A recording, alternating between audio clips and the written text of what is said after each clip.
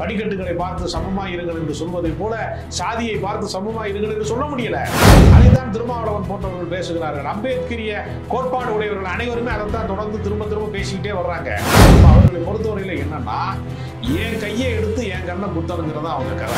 என்ன செய்யறாங்கன்னா, காங்கிரஸ் காலத்துல அம்பேத்கருக்கும் காந்திக்கும் முரண்பாடு இருந்தது. அது யாரும் வரலாற்றிலே ஒழிக்க முடியாது.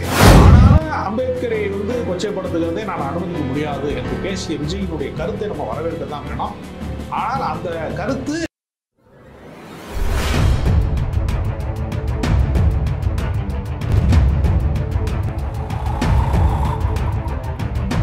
மாற்றுக்குரல் நேர்கள் அனைவருக்கும் வணக்கம். இன்னைக்கு நம்மளுடைய அரங்கிற்கு வந்திருப்பவர் ஊடகவியலாளர் ராஜகம்பீரன் அவர்கள். வணக்கம் சார். வணக்கம்.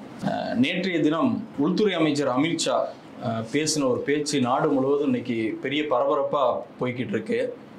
நாடாளுமன்றத்துல இன்னைக்கு எதிர்கட்சிகள் எல்லாருமே ஆர்ப்பாட்டம் பண்ணியிருக்கிறாங்க. இதை பத்தி என்ன நினைக்கிறீங்க? அவருடைய பேச்சை பத்தி என்ன நினைக்கிறீங்க? தன்னுடைய ஆழ்மனதிலே ஒளித்து வைத்த ஒரு விஷயத்தை தன்னை அறியாமல் உளறிவிடக்கூடியவர்கள் சில பேர் உண்டு.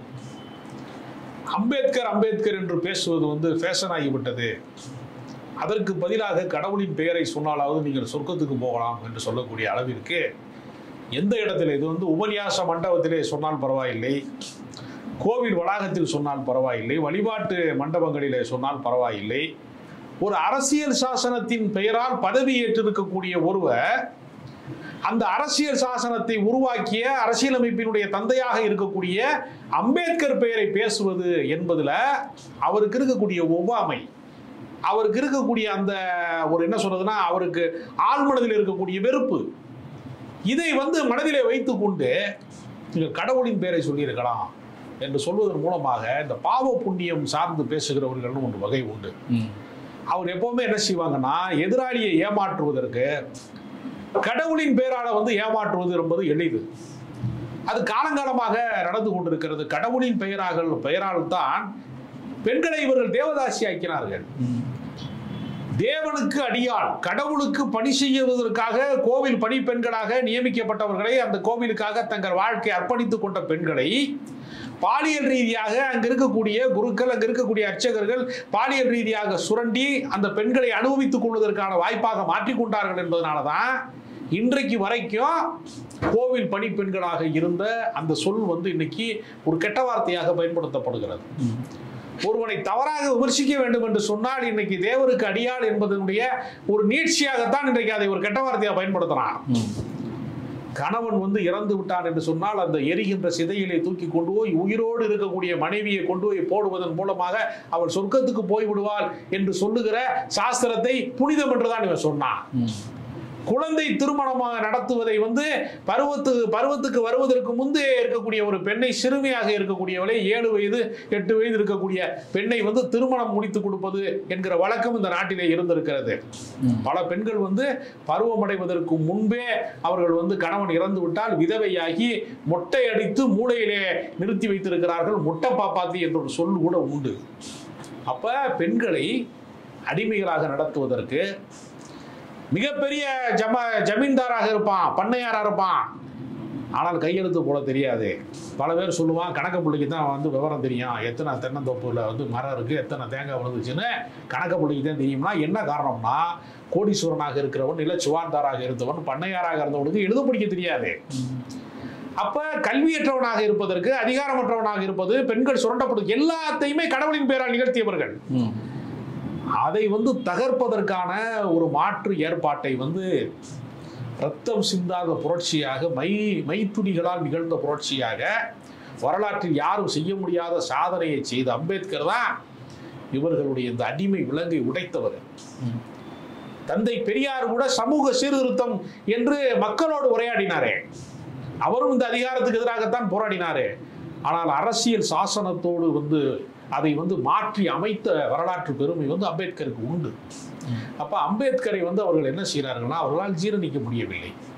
நான் ஒரு கெடு வாய்ப்பாக இந்துவாக பிறந்து விட்டேன், நான் மரணிக்கிற போது ஒரு இந்துவாக மரணிக்க மாட்டேன் என்று சொல்லி மரணத்துக்கு ஓராண்டுக்கு முன்பு பௌத்த மதத்தை ஏற்றுக்கொண்டு புத்த மதத்திலே தன்னை இணைத்துக் கொண்டதன் மூலமாக தீண்டாமை வேறு, இந்து மதம் வேறு அல்ல என்று அவர் முழங்கினாரே. தீண்டாமையை போதிக்கிற, அதை புனிதப்படுத்துகிற, அதாவது உழைக்கிற மக்களை, பாட்டாளிகளாக இருக்கிறவனை, மிகப்பெரிய உழைப்பாளிகளாக இருக்கிறவனை வந்து என்ன செய்யறான்னா ஊர் வேறாகவும் சேரி வேறாகவும் பிரித்து வைத்திருக்கிறான். இந்த ஏற்பாட்டை எல்லாம் இவர்கள் நியாயப்படுத்துகிறார்கள், புனிதப்படுத்துகிறார்கள். இந்த புனிதப்படுத்தப்பட்ட ஜாதி வெறியைத்தான் இவர்கள் இந்து மதம் என்று கூறுகிறார்கள் என்று கடுமையான விமர்சனத்தை வந்து அம்பேத்கர் வைத்தார். ஆனால் அதை வைத்து பிழைப்பு நடத்தக்கூடிய, அதை வைத்து ஓட்டு அரசியல் செய்யக்கூடியவர்களுக்கு இந்த உண்மைகளை உடைத்து பேசிய ஒருவருக்கு அவர்களால் சிலை வைக்க முடியும். அவரின் பெயரால் நீங்கள் வந்து எதை வேண்டுமானாலும் பேச முடியும். ஆனால் அவருடைய கொள்கைகளை மட்டும் எங்களால் ஏற்க முடியாது. அடையாள அரசியலை நாங்கள் செய்வோமே தவிர ஒரு நாள் நாங்கள் வந்து அந்த அரசியலுக்குள்ள நாங்கள் பயணிக்க முடியாது என்கிற அதிர்ச்சி அவர்களுக்கு இருக்கிறது. அதனாலதான் அவர்களால் வந்து நமக்கு சரிக்கு சமமாக சக மனிதர்கள் உருவாவது, எனக்கு கிடைச்ச படிப்பு உனக்கு கிடைக்கக்கூடாது, எனக்கு கிடைச்ச அதிகாரம் உனக்கு கிடைக்கக்கூடாது, எனக்கு கிடைச்ச உத்தியோகம் உனக்கு கிடைக்கக்கூடாது, நான் நடக்கிற தெருவில் நீ நடக்கக்கூடாது, நான் வாழ்ற வாழ்க்கையை நீ வாழக்கூடாது, நான் போடுற ஷூவை நீ போடக்கூடாது. இதுதான் சனாதனம். ஒரு படிக்கட்டுக்கு கீழே இன்னொரு படிக்கட்டு, ஒரு படிக்கட்டுக்கு கீழே இன்னொரு படிக்கட்டு. படிக்கட்டுகளை பார்த்து சமமா இருங்கள் என்று சொல்வதை போல சாதியை பார்த்து சமமா இருங்கள் என்று சொல்ல முடியல. அது நேரடியாக சமத்துவத்துக்கு எதிரான ஒரு ஏற்பாடு. அதுதான் சனாதனம். அதைத்தான் திருமாவளவன் போன்றவர்கள் பேசுகிறார்கள். அம்பேத்கரிய கோட்பாடு உடையவர்கள் அனைவருமே அதைத்தான் தொடர்ந்து திரும்ப திரும்ப பேசிக்கிட்டே வர்றாங்க. இது அவர்களுக்கு மாபெரும் பிரச்சனையாக இருக்கிறது. இல்லை, இப்போ நீங்க சொல்றீங்க இது பிரச்சனை, அம்பேத்கர்ங்கிற கூடிய ஒரு பெயர் வந்து பிஜேபிக்கு பெரிய பிரச்சனையா இருக்கு அப்படின்னு சொல்றீங்க. ஆனா கடந்த காலங்களில் இப்போ நேற்று கூட மோடி அவர்கள் வந்து ஒரு ட்வீட் போட்டிருக்காரு எக்ஸ் தளத்துல. அதுல வந்து காங்கிரசினுடைய கடந்த கால செய்தியை தான் வந்து அமித்ஷா அந்த மாதிரி சொன்னார் அப்படின்னு சொல்லி சொல்றாப்புல. அது மட்டும் இல்லாமல் காங்கிரஸை விட அம்பேத்கருக்கு அதிகமான மதிப்பு கொடுக்கக்கூடிய ஆட்களாக பாஜகவும் பாஜகவுடைய அரசும் தான் இருக்குன்னு சொல்லி ஒரு ட்வீட் போட்டிருக்காரு. அதை எப்படி பார்க்குறீங்க? இல்லை, பாஜக எப்பொழுதுமே என்ன செய்வாங்கன்னா ஒரு அடையாள அரசியலை நிலைநிறுத்துவாங்க. குஜராத் கலவரம் வந்து கொழுந்து விட்டு எரிந்து அந்த மண்ணின் மக்கள் அகதிகளாக மாற்றப்பட்டு ஆயிரக்கணக்கான சிறுபான்மை மக்கள் பச்சை படுகொலை செய்யப்பட்ட போது அந்த படுகொலையை மறைப்பதற்கான திரையாக எதை பயன்படுத்தினார்கள் என்றால் அப்துல் கலாம் என்று சொல்லக்கூடியவரை வந்து ஒரு விஞ்ஞானியை வந்து கொண்டு வந்து குடியரசுத் தலைவராக நியமித்ததன் மூலமாக அந்த பாவத்தை மறைப்பதற்கான திரையாக அவரை பயன்படுத்தி கொண்டார்கள். இன்றைக்கு பழங்குடியின மக்களுக்கு எவ்வளவு பெரிய பிரச்சனை நடக்கிறது என்று உலக அரங்கமே வெக்கி தலை குனியக்கூடிய அளவிற்கு மணிப்பூர் கலவரம் நடக்கிறது. அந்த குக்கி இன மெய்த்தி இன மக்களுக்கான மோதலை உருவாக்கியவர்களே பாஜக காரங்க தான். அங்கு தேவாலயங்கள் உடைக்கப்படுகிறது, பழங்குடியின மக்களினுடைய சொத்துக்கள் சூறையாடப்படுகிறது.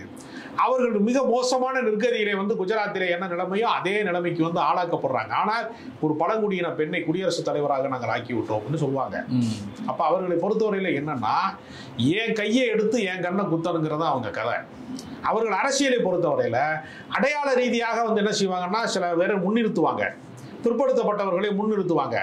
ஆனால் அவர்கள் யாருக்கு வேலை செய்கிறார்கள் என்று ஒரு கேள்வி இருக்கிறது. எச் ராஜாவை நிறுத்தினால் அது மாநில தலைவராக காட்டினால் அது அம்பலப்பட்டு விடும் என்பதனால இது பிராமண அரசியல், இது பார்ப்பன அரசியல் என்பது அம்பலப்பட்டு விடும் என்பதற்காக அவங்க பொன் ராதாகிருஷ்ணனை முதன்மைப்படுத்துவார்கள். சிறிது காலம் வந்து தமிழிசை சவுந்தரராஜனை முதன்மைப்படுத்துவார், இப்போது அண்ணாமலையை முதன்மைப்படுத்துவார். ஆனால் அவர்கள் யாருக்கு வேலை செய்கிறார்கள் என்றால் ஆரிய அடிமைகளாக பார்ப்பன கைக்கூலிகளாகத்தான் அவர்கள் வேலை செய்வார்கள். அவர் என்ன செய்யறாங்கன்னா காங்கிரஸ் காலத்தில் அம்பேத்கருக்கும் காந்திக்கும் முரண்பாடு இருந்தது. அது யாரும் வந்து வரலாற்றிலே வந்து ஒழிக்க முடியாது.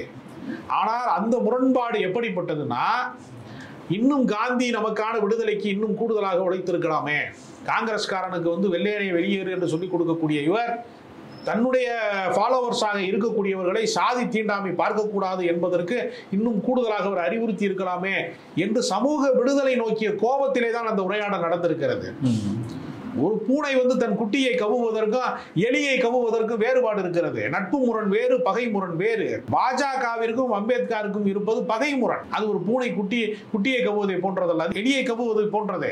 ஆனா காங்கிரசுக்கும் அம்பேத்கருக்குமான முரண்பாடு என்பது நட்பு முரண், தோழமை முரண். இன்னும் கூடுதலாக என்னுடைய உரிமையை நிலைநாட்டுவதற்கு உடன்பட வேண்டும் என்பதற்கான போராட்டம் அது. அப்ப காங்கிரசினுடைய அமைச்சரவையில தானே அம்பேத்கர் வந்து சட்ட அமைச்சராக இருந்தாரு. அம்பேத்கரை அங்கீகரிக்கவே இல்லைன்னா அவர் எப்படி அரசியல் சாசனம் எழுதுவதற்கான வாய்ப்பை அவர் பெற்றாரு?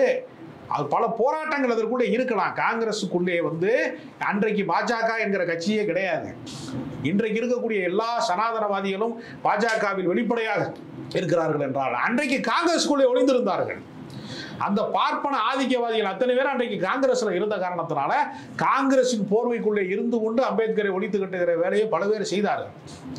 அதை அடையாளப்படுத்துவதற்கு பதிலாக காங்கிரஸ் கட்சி தான் அதை செய்தது என்று சொல்வதன் மூலமாக இவர்கள் எப்பொழுதுமே என்ன செய்வாங்கன்னா அந்த பழியை தூக்கி யாரும் ஏதாவது போட்டு விட்டு, அதாவது நிகழ்காலத்தில் அறிவிக்கப்படாத எமர்ஜென்சி இருக்கிறது, அதை மறைப்பதற்கு அவங்க என்ன செய்வாங்க, இந்திரா காந்தி எமர்ஜென்சி கொண்டு வந்தார் என்று பேசுவாங்க.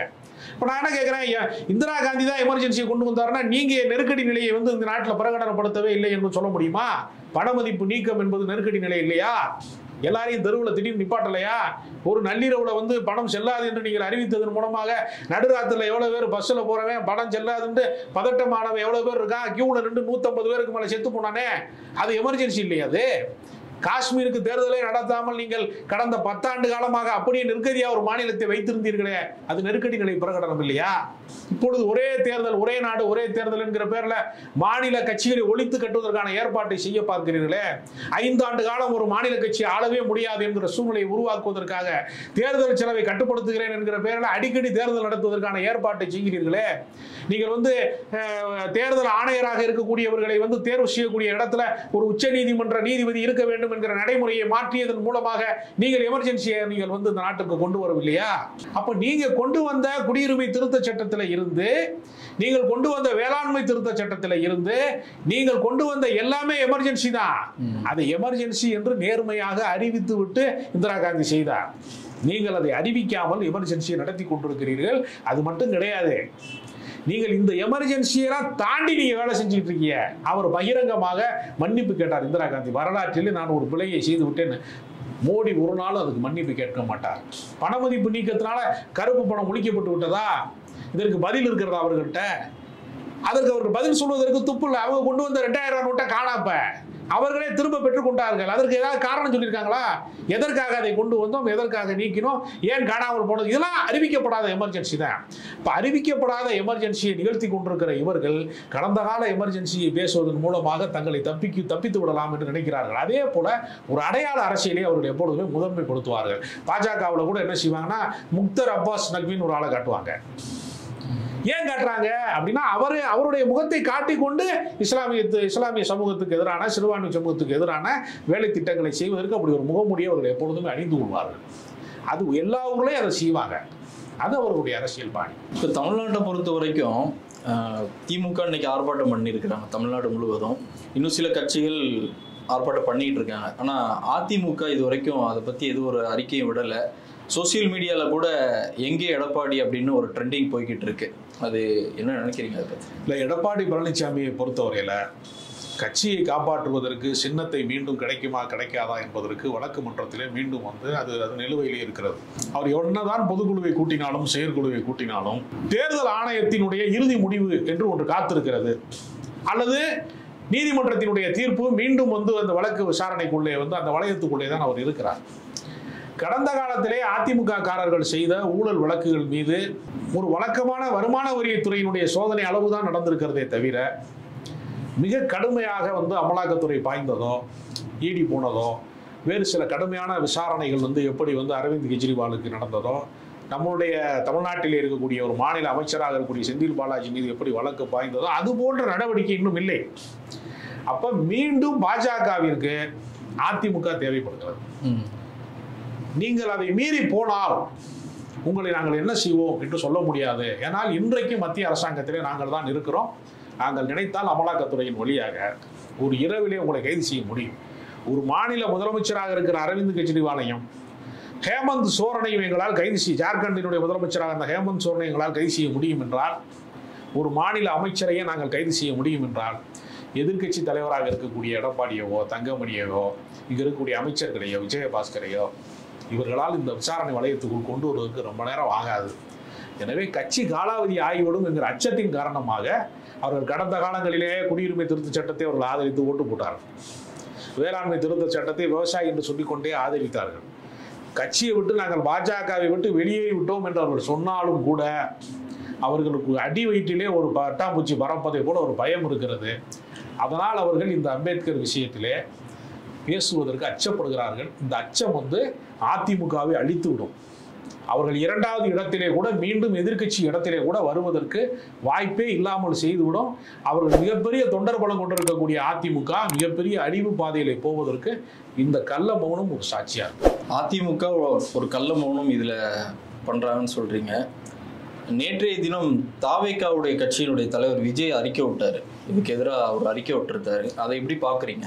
தாவேகா என்ன செய்யுதுன்னா தலித்து வாக்கு வங்கி குறிவைக்கிறது. அவருடைய திட்டம் என்னன்னா, ரசிகர் மன்றத்தில் இருக்கிறவன், கொடி கட்டுகிறவன், இந்த மாதிரியான தேட்டர்களை விசிலடிக்கிறவன், எப்பொழுதுமே அடித்தட்டு சமூகமாக இருக்கிறவன் அவனையே அடித்தளமாக வைத்துக் கொள்ள வேண்டும் என்பதற்காகத்தான் அவர்கள் திருமாவளவனை கூட சீண்டி பார்த்தார்கள். அவருடைய உள்நோக்கம் என்னவென்றால், எப்பொழுதுமே தலித்துக்களாக இருக்கிறவர்களில் பட்டியலின சமூகத்தை சேர்ந்த இளைஞர்களாக இருக்கிறவர்கள் உணர்ச்சி வசப்படுவார்கள். ஒரு சினிமா நடிகனுக்கு மன்றம் கட்டுவதிலே அவர்கள் ரொம்ப வேகமாக இருப்பாங்க.